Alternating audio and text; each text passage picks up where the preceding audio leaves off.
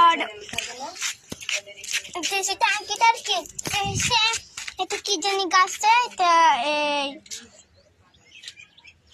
এটা হয়েছে মরিচ গাছ, এটা হচ্ছে পোলা পাতার গাছ। আসলে এই গাছটা মরে গিয়েছে,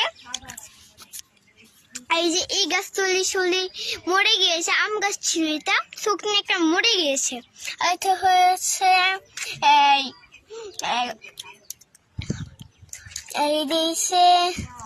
আর এটা হয়েছে মেহেদি পাতার গাছ।